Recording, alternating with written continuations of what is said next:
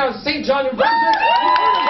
On CBC's traveling all around the country, and just recently, just a few months ago, he fulfilled his dream. He became a Canadian citizen. Yeah. A good Canadian boy. That's right. Make him feel welcome, everybody. The hilarious James Mullinger, everyone.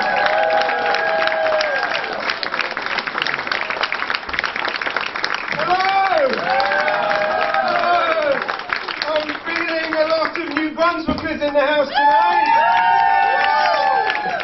Most New Brunswickers outside of New Brunswick ever.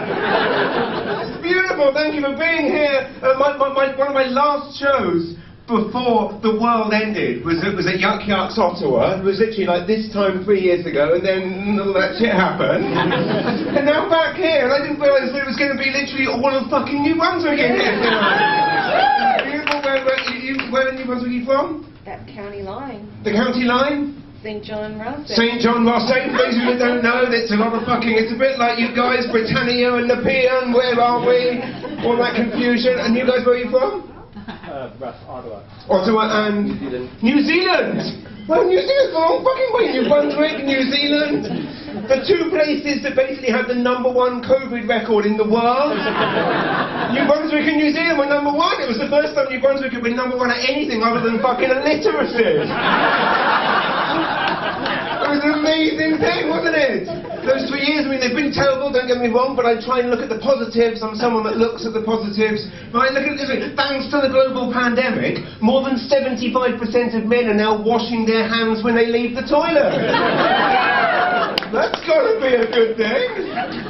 I love the fact it was true. New Brunswick was #1. People were flocking there. It was amazing. It was a weird thing. Like, politicians tried to take credit for it in the Maritimes. They were like, it's all thanks to us. We know the real reason why Maritimers had a low case count, don't we? It's very simple, you know. Yeah, because in the Maritimes we've been fucking socially distancing for decades.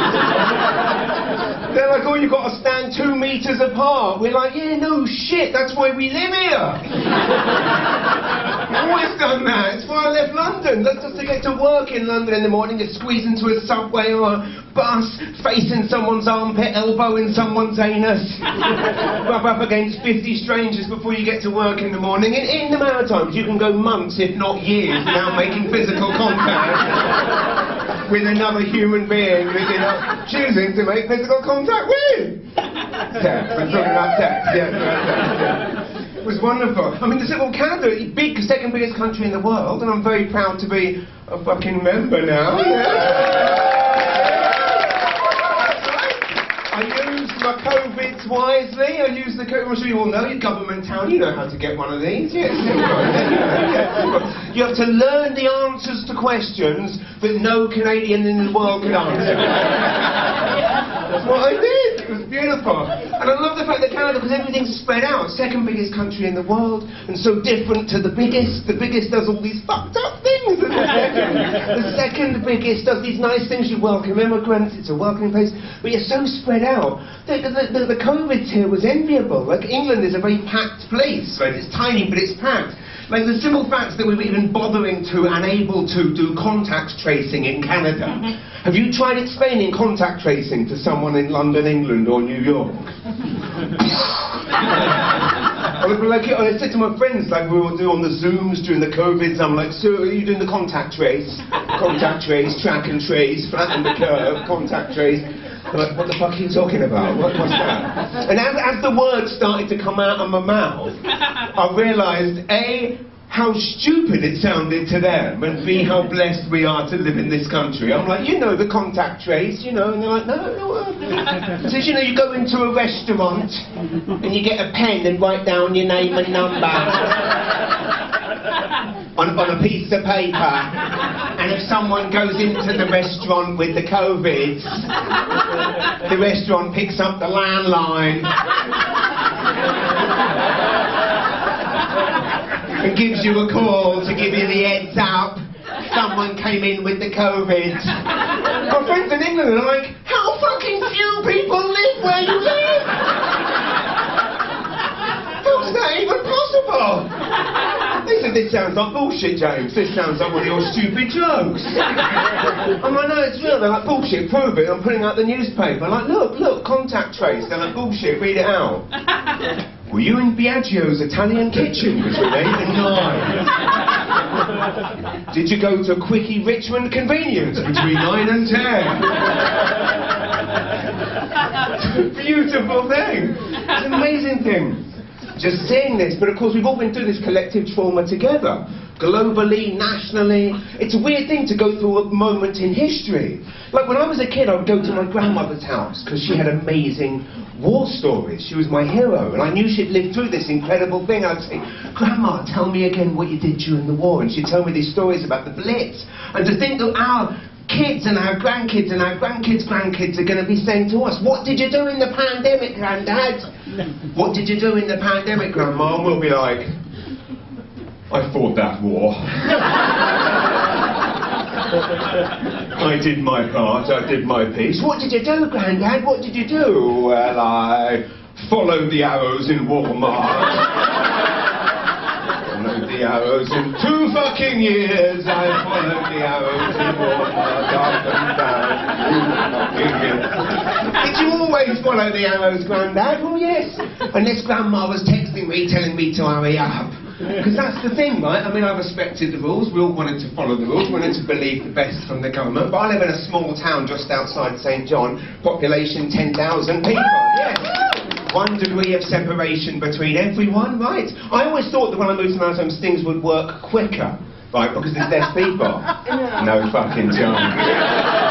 In London, you go in a shop, right, if there's a lineup of 100 people, blink and it's gone, because no one talks to each other, right? No one makes eye contact, barely even grunt at each other.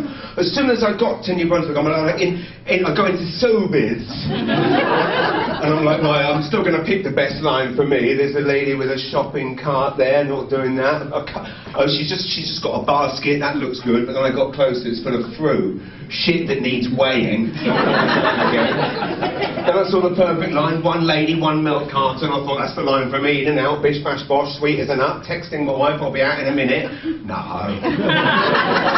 What I hadn't banked on is that Mavis there with the milk hadn't seen Doris the cashier for a couple of weeks. She wants a blow account of what went down at Chase the Ace last night. And you can't kick off, can you? In London you can start a riot over that shit, you know? Maritimes, everyone knows everyone, so you just got to stand there and go... That's been fucking 10 years I've lived in this country now. The best way I can describe my 10 years is me walking around going... You have to allow way longer for everything. And of course then you throw the COVID's in the mix. I was in a Sobeys, I was there, I was following the arrows, and my wife was texting me, telling me to hurry up, right? And I was looking at the list, and I'm like, there's only one thing left on the list, and I can never find the last thing on the list, and it's ketchup, I'll never find it. I looked up, ketchup was right there, I went, that never happens. I looked down, fucking arrows pointing that way. Do I have to walk all the way around? It's 11 AM on a Tuesday in Sobeys in Rothsay. There's no one about. There's no one about. But I'll be honest with you, I was about to break the rules. I'm not a rule breaker. I was about to step over that line. But you know what? I looked up and saw one of those security cameras. I thought, what if whoever's watching it phones one of them snitch lines? Were they big in Ottawa, the snitch lines? Probably were in Nepean, Britannia, who knows? There's still a grey area, isn't it? It's not just fucking Rothsay where they have those problems. People were big on the snitch lines, phoning up and going, hello, is that Trudeau's snitch line? Yeah, well there's 3 cars in my neighbour's driveway. I'm pretty sure they only own 2. And they can't afford a 3rd because there's no fucking cars on the lot right now. I think they're having a super spreader orgy. You better send the feds round to have a word. So I thought, I can't do that. So I thought, you know what I'll do? I'll just reach for the ketchup, right? That's allowed. You can reach over an arrow, can't you? I think so. I don't know. Again, I'm in a government town. I'm looking for answers here. I'm reaching over, right, and I almost had the ketchup. I almost had it, and my foot landed. I fell just over the arrow. And a woman walked around at the other end of the aisle and saw me. Now, I was wearing a mask, but she could see what he was missing with eyebrows I make up for. two well-trained caterpillars. They're fucking unmistakable. Wearing a mask doesn't help when you're living in a small town. She saw these eyebrows, and she was one of those COVID Nazis. Right? And she comes down, she sees me, and she's like, it's that stupid British comedian! He's not following the rules, he's not following the arrows. Look, he's stepping on the arrow. I was frozen on the spot, thinking, oh my God, this is terrible. It was right before I got my passport. What if I get deported? She goes on the Facebook, so I'm ruined, right? And she's getting angrier and angrier. Stupid British comedian thinks he can do what he wants. He's probably got the UK variant. That's my nickname now in New Brunswick. That's what they're calling me. Not a good nickname to have. I'm frozen on the spot, and I'm not normally someone that thinks quick under pressure. But you know what I did? Somehow it came to me, right? You know what I did? As she was freaking out, trying to call people over, I turned around, faced the way of the arrow, walked backwards without the ketchup.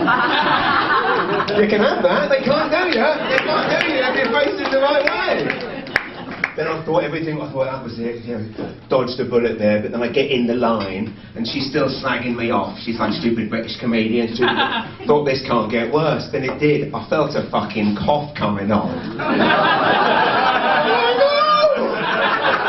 Who knew? 2020, the year that just coughing in public became the most terrifying thing you can do, and it's when you feel it coming up, don't you? You feel it and you think, I can hold this in. I can swallow this down, I can hold this in, but it's like premature ejaculation. You can't! You can't, you reach a point of no return!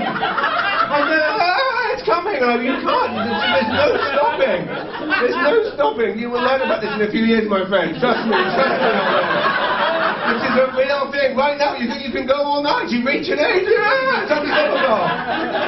The cough was coming up, and I was thinking, okay, I'm going to swallow it down. It's going back down, it's going down, and it wasn't. I was this close to having to. I thought if I cough now, that's it, I'm over. She'll get me deported, my life's over, right?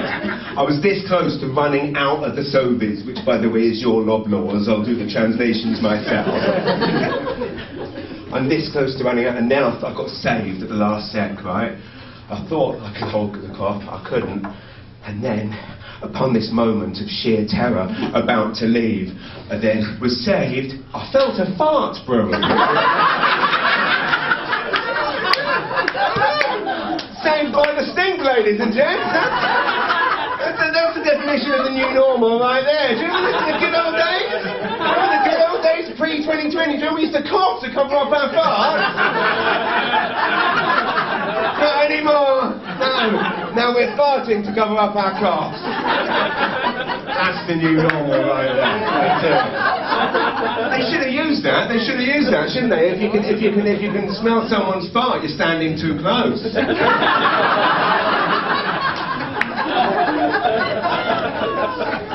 We've tried to respect the rules, and again, I mean, we all know there was the contradictions that were tricky, wasn't it? It was the contradictions, especially if in any type of public-facing business, you would be given a new rule on a Friday, you'd implement it, and then by Monday it had changed again. And remember, we tried to respect them, because they were like, okay, no more coughing and sneezing on total strangers anymore. We're like, good, we like that rule. Come on, do you remember pre-COVID, you stand in the Walmart lineup, and you feel someone down your neck, and you think, I'm going to turn around and see someone wearing 10-day-old pyjamas every fucking time, yeah? Every time. But back then, if you said, excuse me, I'd like 2 meters, please, everyone thought, what a dick. Thanks to COVID, now you're saving the world. I like that. It's a good thing, but they said, okay, so no more coughing and sneeze. If you need to cough or sneeze, you do it in here. Right? That's what they said, didn't they? Well, that makes sense. Put all the coughs and the colds and the COVIDs and the flus in this area here. And then we said, well, what do we do if we see people we know in the street? And they said, glad you asked. No more handshakes or hugs. They're illegal. You've now got to do the COVID handshake. And we said, the COVID handshake, how does that go? And they goes like this. Hang on a minute. So we put all the coughs and the colds and the COVIDs and the flus in here. And then we're fucking rubbing it on everyone! This is the dirtiest part of my entire body! I'm coughing in it, I'm sneezing in it, I'm wiping my arse with it. My hands are absolutely spotless, they've been washed 500 times a day, sanitised 700. You can eat your dinner off this. It's absolutely filthy. Maybe amazing though, wasn't it? Seeing the whole world come together at the same time and go, we are all... The COVID handshake, it came in everywhere at the same time, didn't it? Every country in the world agreed on that one thing. This is now, sorry Freemasons, we're taking this from you. Right? And the only place actually to come up with its own handshake was actually the small towns in Canada. So across Canada, it might be the same in the PN, wherever Britannia, wherever the fuck we are, right? Right? It might be the same. In the Maritimes, they adopted it, right? Small towns, but very similar, because all COVID handshakes start the same. They all start a bit awkward, don't they? Because you briefly forget when you see people, don't you? Like, oh, no. And then globally, that was it, wasn't it? That was the COVID. No, not in the small towns of Canada. No, they adopted their own, right? It'd start the same, go like this, right? And at the very last second, they'd go, fuck it!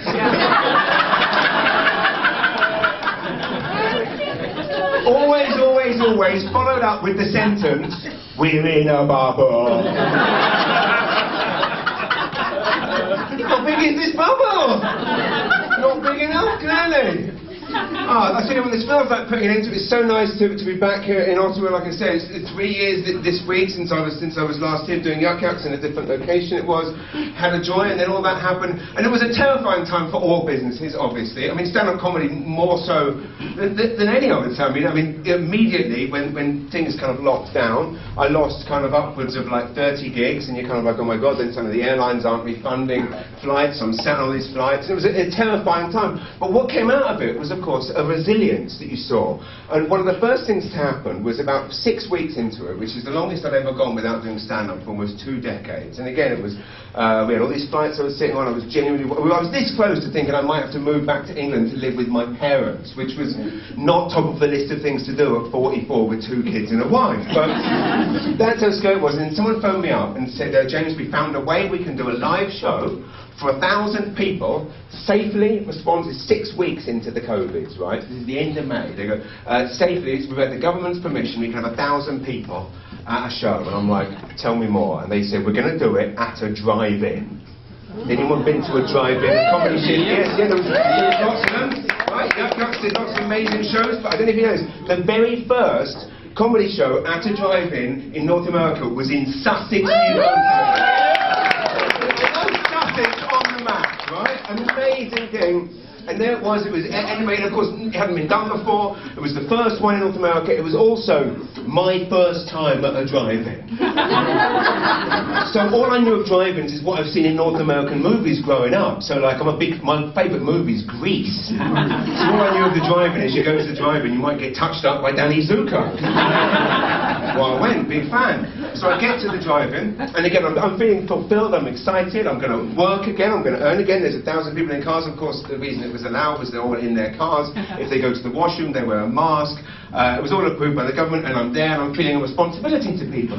You know, 1,000 people, they haven't been out of their houses, all they've been doing is watching fucking Tiger King every day. And occasionally stopping in at like 11 o'clock to watch Trudeau's daily cash giveaway. Come out of his house for the daily. Come on, kids, it's the lottery, it's the lottery. Trudeau's coming out of his house and he'd be banging on, wouldn't he? It's unprecedented. We're all in it together. We're like, get to the fucking money giveaway! And he'd get there eventually, wouldn't he? He'd be like, we got money for you, money for you, money for you, money for you. Well, you got anything for British comedians living in New Brunswick? No, fuck all again. We'll have to try again tomorrow, love. Maybe it'll be a rollover. So when I felt this huge responsibility, and of course an excitement to be back doing the job I love, and importantly, like earning again and putting food on the children's table and all this stuff. So I arrived there, never been to. You will know how the drive-in works. Drive in, you watch the right, and a live show is no different. There's a stage like this beside the big screen. There's cameras everywhere, so you perform for the cameras. It's on the big screen, and now the part that I didn't know that you will probably know, which is that the sound goes into the car. Nobody fucking told me. So I am in the wings waiting to go on in Sussex, right? I'm down, I'm nervous, terrified. And they call my name and I go running up 6 weeks long. And in this job, if you don't do a gig for a week, you think you've forgotten how to do it. But 6 weeks, through everything else and the responsibility, people's first time out of the house, I'm like, this is gonna go good, this is gonna go good. I go running up to the stage, I go, hello, Sussex! Of course, there's no PA system. I now know why would there be, but I didn't. So I go, hello, oh, it's not on. It's not on. Now, of course, I know this is on, so I'm tapping it. I was fucking bashing this thing. I am fucking bashing the mic. It's not on. It's not on. And I'm freaking out. I'm panicking. And I'm thinking someone's got to help me. The harder I bang it, the quicker someone might come. Then there's no sign of anyone. I then see a guy running out of the projector booth at the back of the theatre. As he comes running out, it quickly becomes apparent that he has not run in 30 minutes.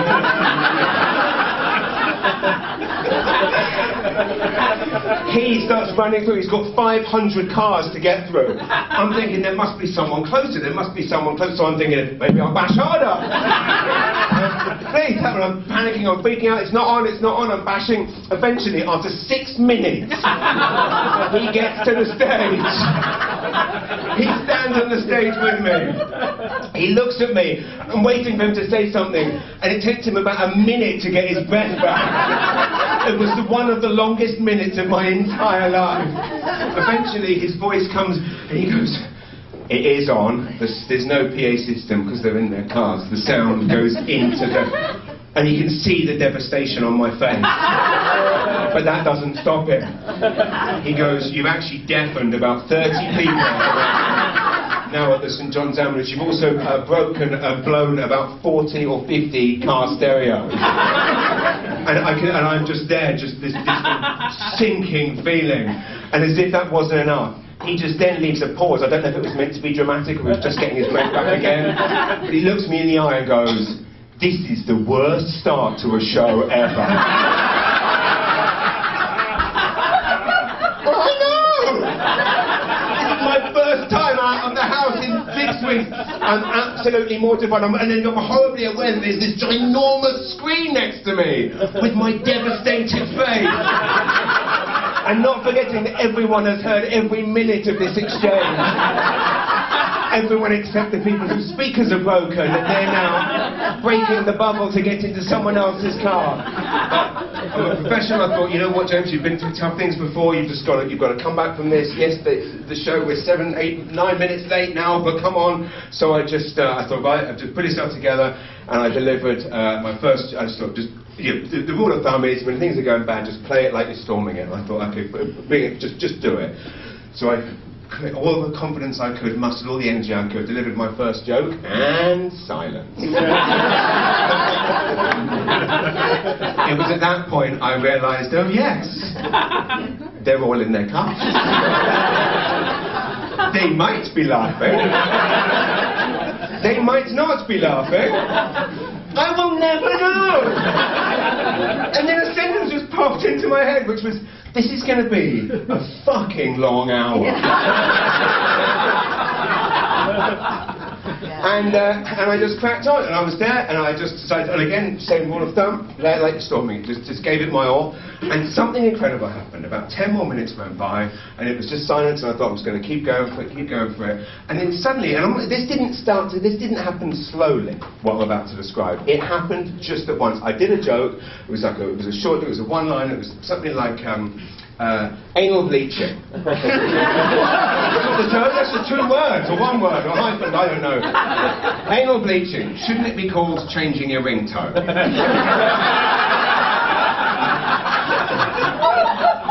But suddenly, I do the joke, and suddenly, all together, the entire field, all start expressing their laughter by honking their horns and I'm like, what was that? Maybe they've been like that one joke. What was that? It was Hong Kong Flash Flash. And I thought, oh my God, I'll do another. Kids are a bit like farts, aren't they? You only like your own. Hong Kong Flash Flash. I'm like, I can work with this. I'm feeding off the laughter. I then do a joke, like a set-up joke, which is kind of like normally a smaller laugh. I do it, and there's a smaller Hong Kong Flash Flash. And then I come up with a strong one, big Hong Kong Flash Flash. And I'm like, yes, I can replace my love of laughter with honks and flashes, and I can ride this wave. I can read this room. I basically just had to pretend that the cars were people. It was a bit like doing a gig in a Disney Cars movie. I'm like, oh, Lightning McQueen liked that one. Maida liked that one. Well, no, it was Sussex, New Brunswick. It was all Maida. 500 meters out there. Look like a fucking freedom convoy.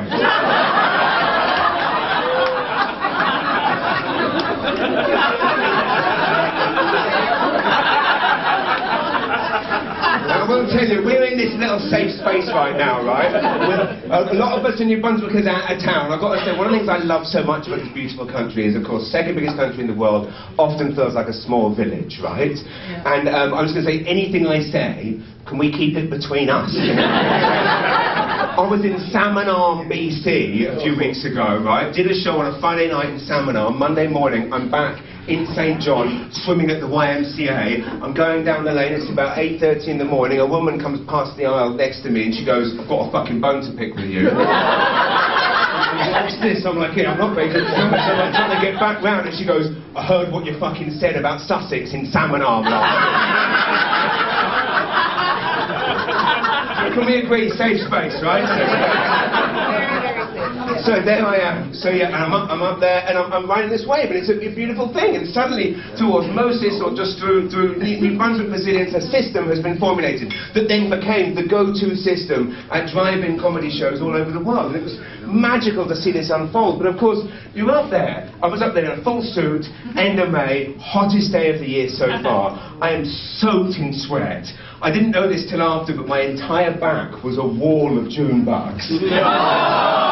I know, every time I turned around, people would, the holes would go, and I'd be like, what's so fucking... I had no idea. People showed me pictures of my face is being bitten by mosquitoes, right? But you just, and of course you're competing with the sounds of Sussex, right? It's not as simple as you're in a field in the middle of Sussex, like, there's four-wheelers whizzing around, there's the sounds of generators going, there's noises of people fucking animals in the field next door.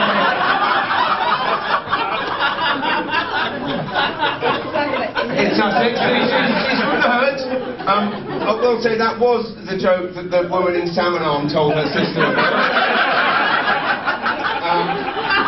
I would also point out my wife from Sussex wrote that fucking joke.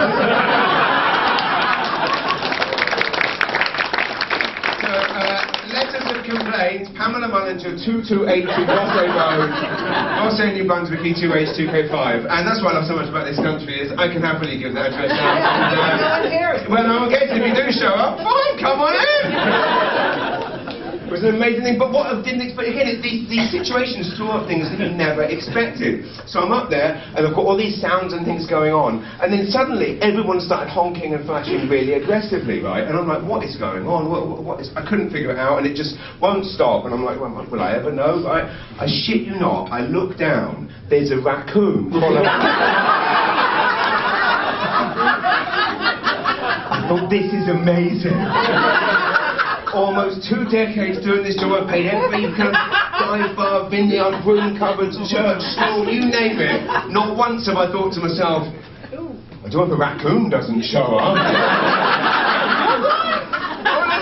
Global pandemic. And then of course you find other ways to make things work, like the virtual gig thing became quite big. I was doing lots of those, and again it had its, I try and look on the bright side of things. You could do 3 or 4 of those in a day. I don't know if anyone saw a comedy virtual show, but I basically set up a little kind of theatre at home with a stage curtain behind me, and a camera set up and a mic and a mic stand, and basically companies would book you from all over. I did everything from, could be an accountancy firm in Alberta. I did one for the Canadian Embassy in the UK, actually. I did one for 4,000 teachers across New Brunswick, and of course you realise what works with this, and the system was that obviously the sound would be distracting if everyone was laughing. So what you would do is you would mute, they would mute themselves, but they would leave their cameras on so I could see them laughing. I know. So I had to replace my love of the sound of laughter with a love of just looking at little boxes of people going... This is why I will never stop appreciating this and hearing you right now. 2 years of show.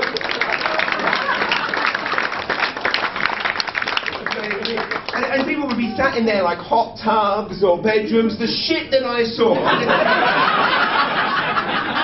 I did about 4 40 of these things. And again, I tried to put again, this sort of things I wasn't expecting. Like I was doing one that was last June actually for the YPO. You heard of the Young Presidents Organisation? It's a global organisation, but this was the North American division. So there were CEOs and presidents from across Canada and across America, almost every state and province represented. Saturday night, they had Pete Luckett, the British vineyard from Nova Scotia. He did a wine tasting first. They all got sent bottles of wine, and then Chef Michael Smith did a cooking demo, and I was on at 8 p.m. to do stand-up.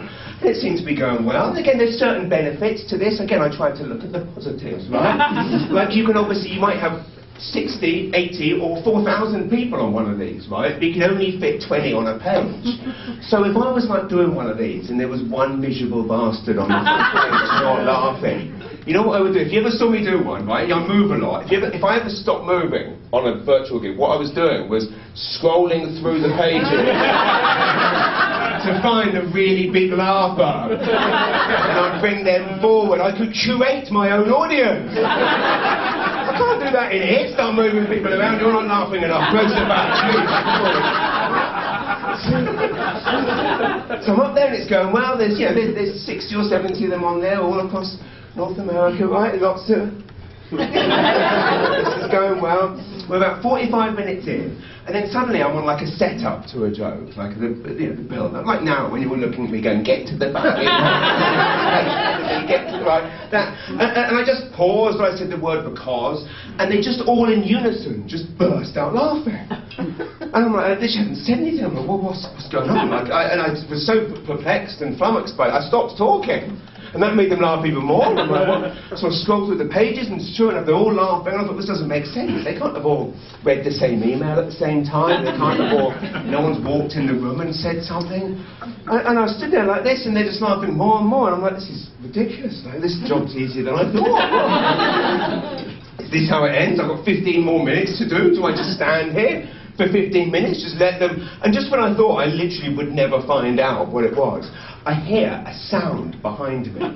I turn around. My 7-year-old son, River, is standing there naked, waving his willy out.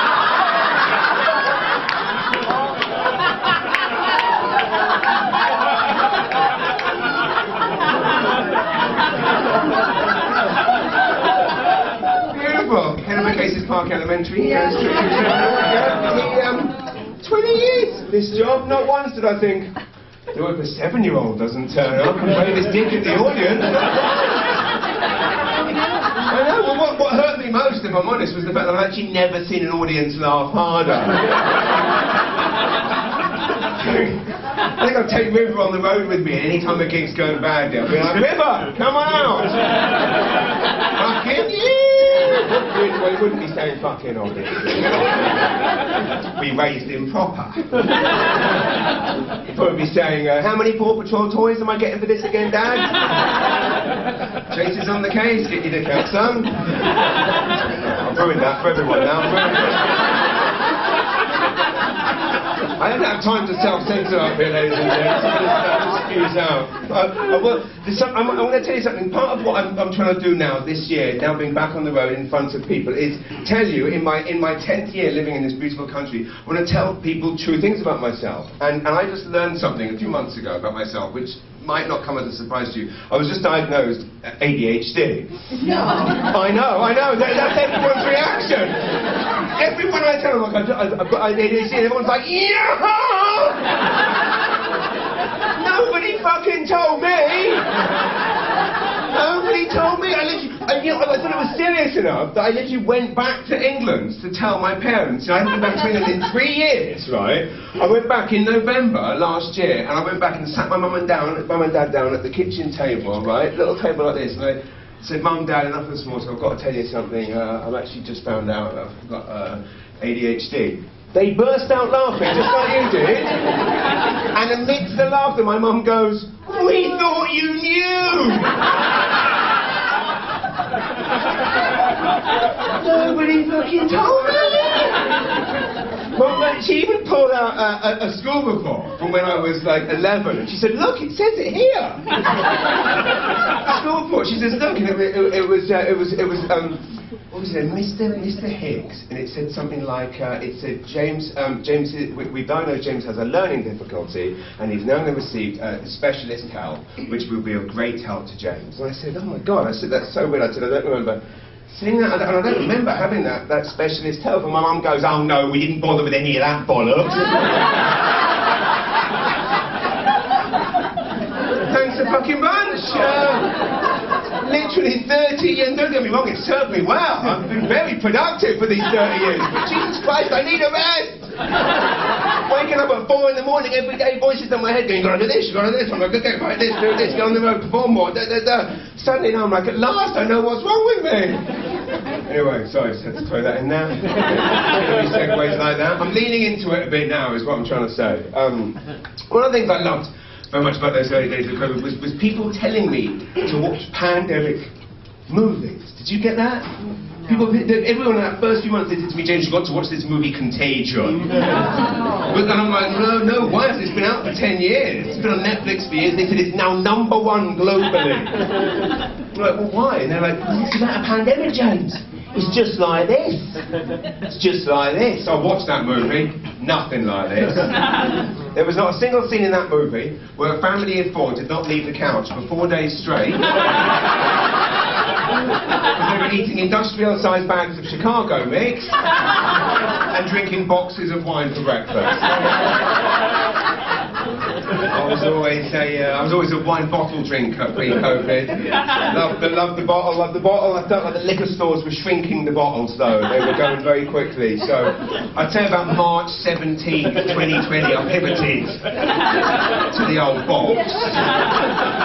But they go quickly too, don't they? My first ever box of wine, I found myself standing at the sink. I'd like whipped out the bag. Standing at the sink, sucking the bag.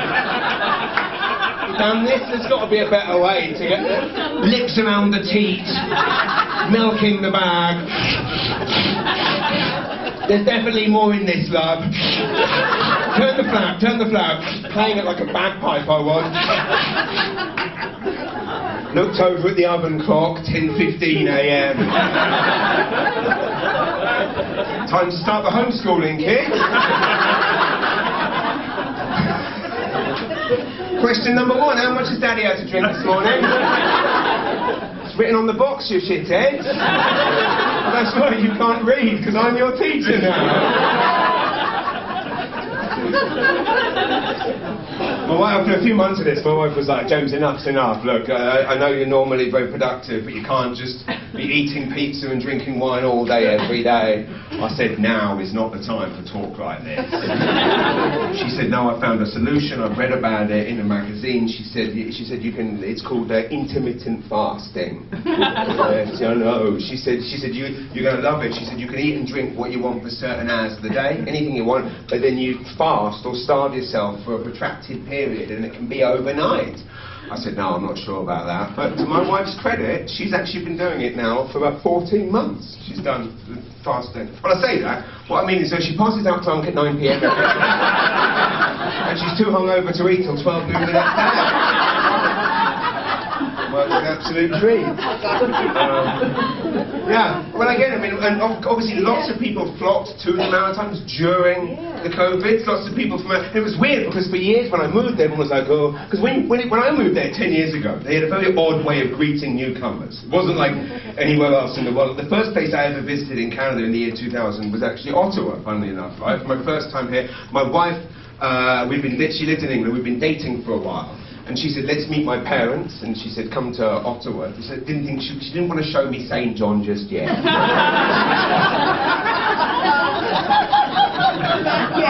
And we got here, and I had no idea how friendly Canada was. I didn't really get the memo. I didn't know. And I got here, and she said, we're going to meet my parents in a pub. And I was like, oh shit, not a pub. Because in South London, where I'm from, you go in a pub, you make eye contact with someone, you're in a fight, right? It's like, you're looking at my bird, you spill my pint, do you want a fucking fight? You can see, fighting is not my strong suit.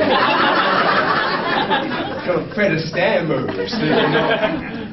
So I'm like, oh my God, now I'm going to go to a pub, I'm going to have to accidentally make eye contact, I'm trying to make a good impression.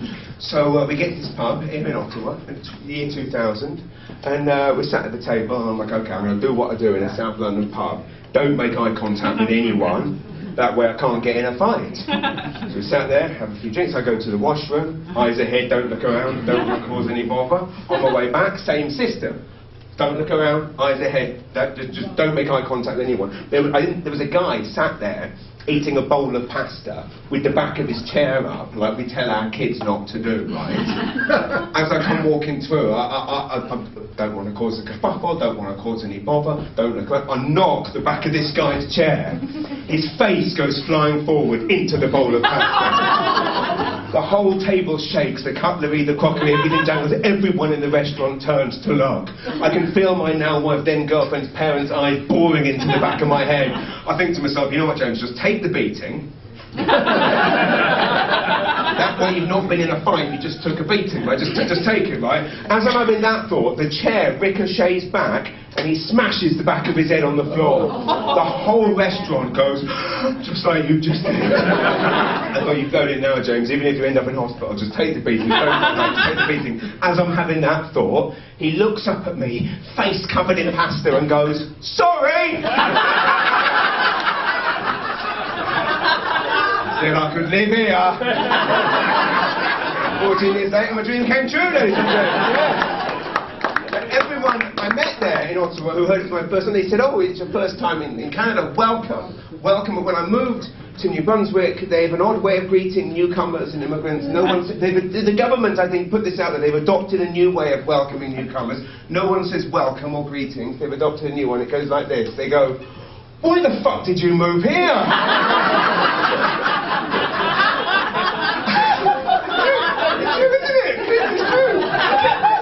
Stop doing that, it's not helping. Making newcomers feel like morons for coming in. I'm like, what are you doing this for guys? You live in paradise, you've got beautiful views, friendly people, and thanks to annual flooding, waterfront mansions that cost 79 cents. I mean, I've literally never been so happy. 10 years living in New Brunswick, happiest time of my life. I love it. But you do have to get used to a lot of changes. If anyone here is planning a move there from New Zealand to New Brunswick, the two #1 spots together, you have to get used to some changes. New Zealand, of course, famed for its Sauvignon Blanc. It's beautiful New Zealand wine, my personal favourite.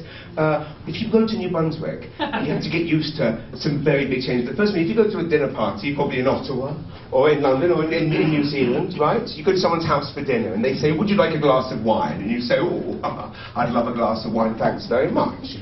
Same in New Zealand, in Ottawa. They leave the room, don't they? They leave the room, and then they come back with a delicious glass of wine. Yeah, no caveats, no buts, delicious. Doesn't work like that in the Maritimes. In the Maritimes, you go to someone's house for dinner, they say, would you like a glass of wine? And you say, oh, I'd love a glass of wine, thanks very much. There's a sentence they will say that will make your heart drop, and that sentence is, I made it myself!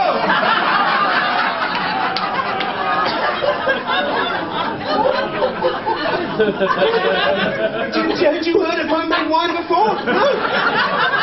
Doesn't exist in New Zealand! Doesn't exist in England! But I've literally never heard of it in England. And then one friend of mine corrected me, a friend that had been to prison. He said, in jail, he said, some people would make homemade wine, but the only people that would drink it were the lifers. So I go, nah, I'm only doing 7 years, mate. I'm not fucking drinking that much. In New Brunswick, they're all at it. And I had no idea, right? Every day I was having to say, listen, Auntie Brenda, I don't want to drink any of your just add watered poison Kool-Aid moonshine. And I had no idea how proud they were, nor I had no idea that everyone knows everyone. So I stupidly, early doors, right, living there, I stupidly slagged off the homemade wine on the CBCs. I know. Every house I go to, people are like, hey, I heard what you said about the homemade wine. You gotta try, man.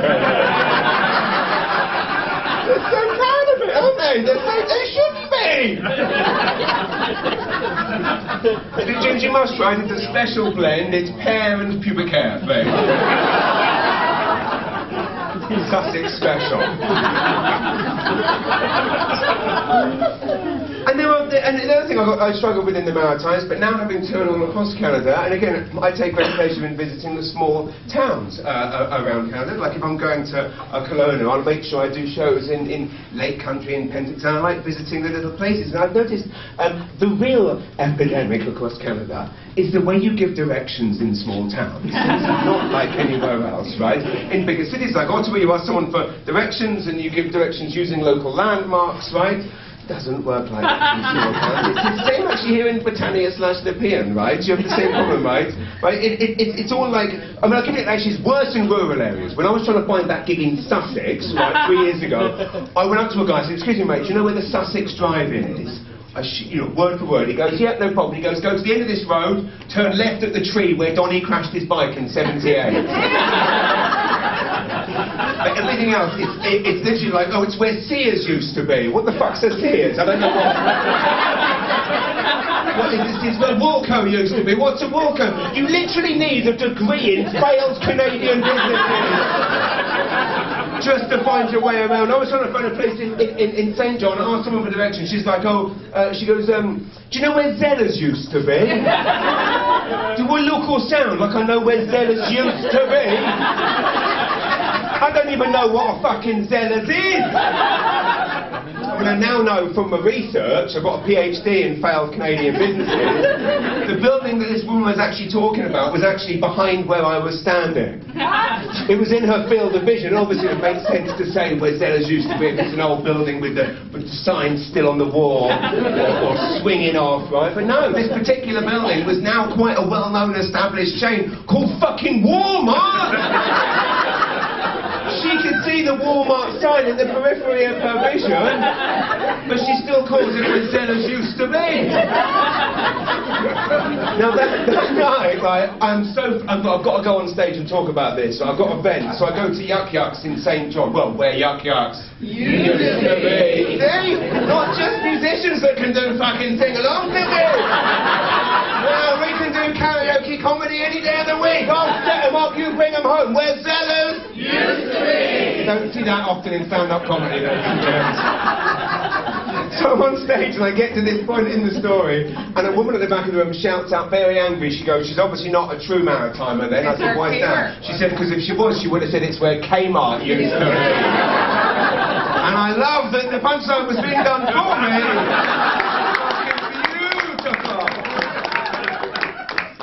Beautiful. And I will say, it is an epidemic that goes everywhere. It is, because when I asked a lot of people where I could find at Yuk Yuk's, Ottawa West, at Biagio's Italian Kitchen, a lot of people told me it's where Peter's Pantry used to be.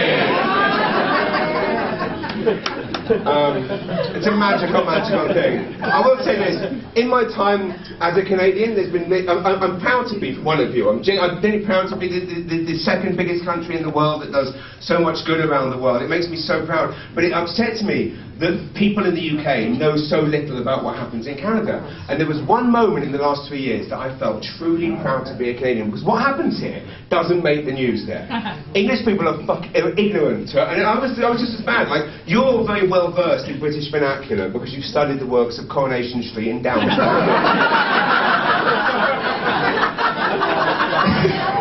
The only piece of Canadian culture that I had watched before I moved here was Trailer Park Boys. Which is only useful if you move into Sussex. So I got in, and it's when I did a show in June 2019. I did a show in Canada House in London's Trafalgar Square. The tourism board there got me back to do shows, and it was amazing. They said, come back, we wanted to get like 500 journalists and travel operators, and you just come and tell us what you love about Canada. And I said, okay, I'll show you the script, and you can let me know. And they said, no, you can fucking say anything. And I said, gee, right, I love it. Had lots of fun, but I'm not slagging off the Canadian Embassy in London. Because we're safe space here, and there's government in tonight. I went upstairs, right, to chat with the head of the Canadian Embassy, the guy there representing you and I. So if we get done for, well, I don't know, terrorism in the UK, we're in there, right? He says to me, he says, oh, I heard you live in New Brunswick. I said, yeah, I love it. And he goes, and he said, I heard your brother also moved to Canada, and it's true, my brother, by coincidence, also married a Canadian. I say coincidence, always fucking copies me.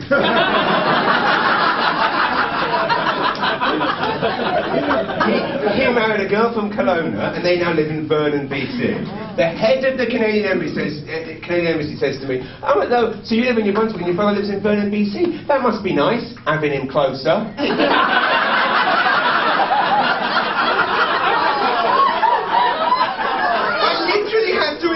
To him that he's twice as far away now as he was when he lived in London.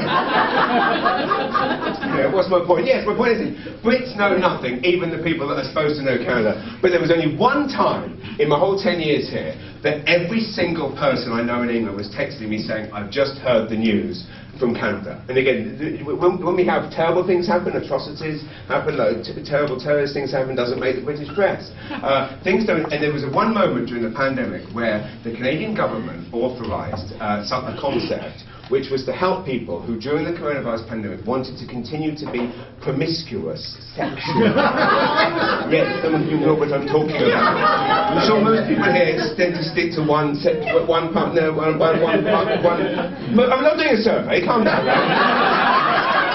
But some people like to have a lot of sex with lots of people, and that's fine. And to be fair, I did a gig recently for addiction services, actually, and I was described, it's like, just because there's a coronavirus pandemic, addictions don't stop, and sex, it can be an addiction. So they came up with a recommendation, which is that if you want to continue having lots of sexual partners during coronavirus, you should use a glory hole. Anyone heard about this? Did you hear about this? Does anyone here not know what a glory hole is? You don't know what a glory... No, don't be embarrassed. These are the animals. No. You shouldn't know what one is. In England, you can't avoid them. In England, they're all the rage.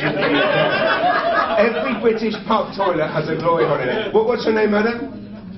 Kim, very nice to meet you, Kim. You didn't really want to touch my hand there, did you? Touch my hand rather like the Queen might touch a hobo's cock. I've been to Buckingham Palace. There you go.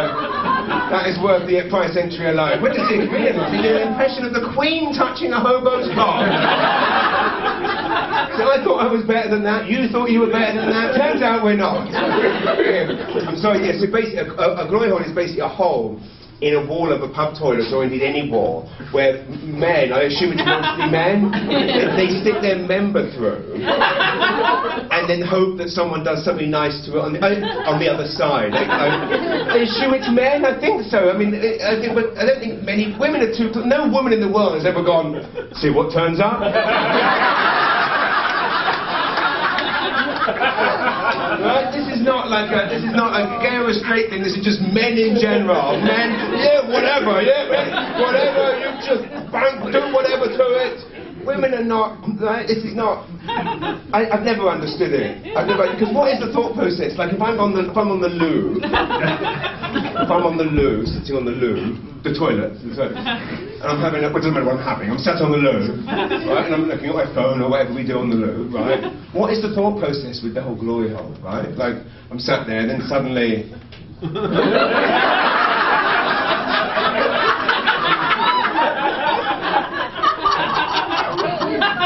What's the thought process here? Like, what's the end game, Kim? Is the thought process that I'm going to be like, "Well, since I'm down here..." And what do you do if you don't want to suck it, sir? What do you do? Maybe you pick up the toilet bowl and stick it on? So this was a very real Canadian recommendation. The Canadian Health, they approved it. BC's Bonnie Henry went to town with it. BC fucked up. The other provinces were, "No, we're holding back from this one. We'll see." Now, they put it out there, and then, and just wondering what this is, Joe Biden left it lying around. They put it out there, and it went haywire. It was front page news in the UK, right? All my friends are texting me, "What's this about the fucking glory hole in Canada?" I'm like, what is going on? Like, you wake up one morning and you've got all your friends that just never text you ever about Canada, ever. Like, you said once in a while, they may go, "Oh, your mayor, Celine Dion's coming to London." Like, that's literally the only time I ever... And then suddenly I've got like 100 texts about glory holes. And I go on. And then obviously the government then pulled it all. But luckily for you, I fucking screenshotted it all. was from BuzzFeed. This government agency wants you to use glory holes. Oh, I love this, right? This was absolutely brilliant, right? And I saw this, it was on BBC News. After it was announced, this was the top news story on the BBC, because of course nothing else going on. So what else are they going to do than talk about this mad country that's recommending glory holes? They went to the Maple Leaf pub in Covent Garden, right, which is the Canadian pub in London. They're amazing. I actually got to see one of the Canadian games, Canadian soccer games. World Cup games there. I was like, amazing. Alphonso Davies scored after 69 seconds. Classic Canada, fucking premature ejaculation. 69 seconds, and then nothing again. Amazing. Well, that's what we do. We turn up and go, hey, fuck it. So the BBC News were outside the Maple Leaf interviewing people, and this is a direct quote. This guy came out, he couldn't have looked more Canadian. He's clutching like a pint of Moosehead lager. He's got the Canadian hat on, he's got a Canadian t-shirt, right? He walks out, and the man says, so what do you think about the fact that the Canadian government is recommending use of glory holes? And he just literally says, makes me proud to be Canadian.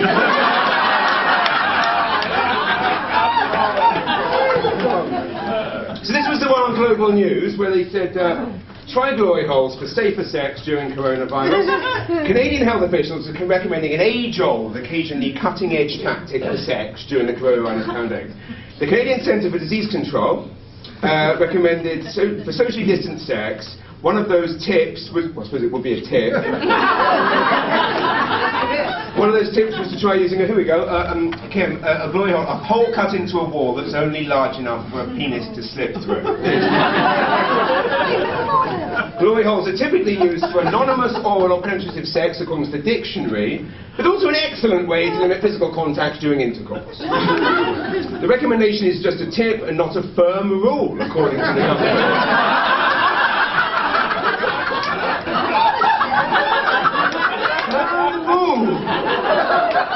I imagine mandatory glory holes. What a difficult thing to enforce. I mean, people looked at those nutcases protesting against Mars and thought, no, I'm not. If they tried to make it mandatory glory holes, I would have been out there with a placard with a hole in it myself. The site includes many other tips for reducing your risk of spreading coronavirus during sex, such as wearing a mask. Makes sense. Refraining from kissing, okay. Using a condom over your head. And washing your body with soap and water. I tend to do that anyway. The government also recommended skipping sex if you feel sick. They also recommended there we go, Kim. Taking your desires into your own hands.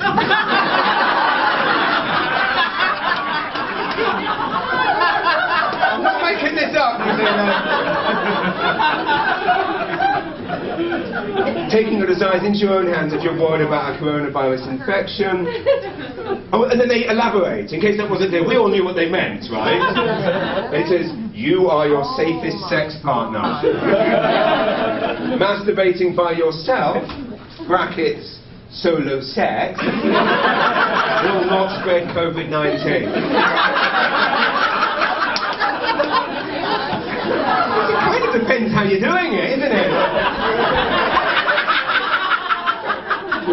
Too far, sorry.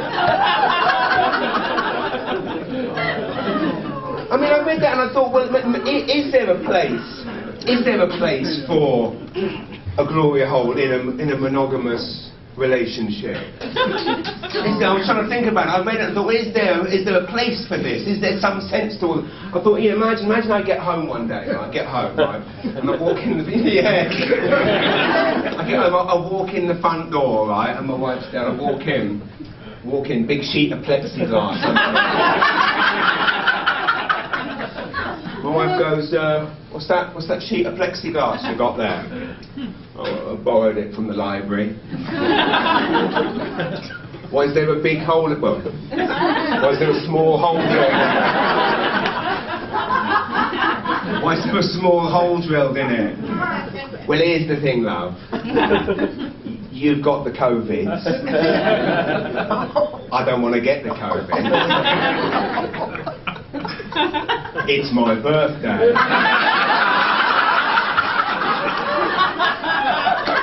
And I don't really want to wait another fucking year. Ladies and gentlemen, you've been absolutely wonderful. Thank you so much.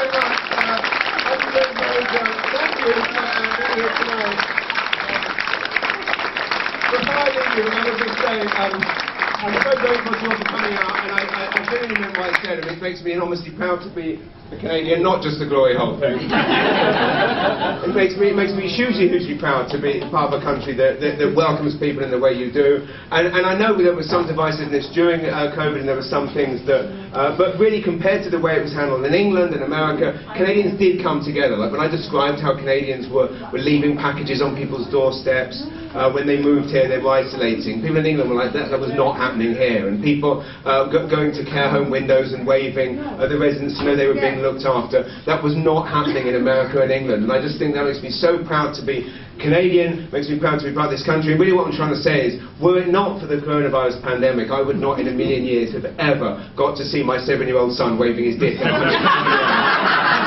should all be done. Well, thank you very much.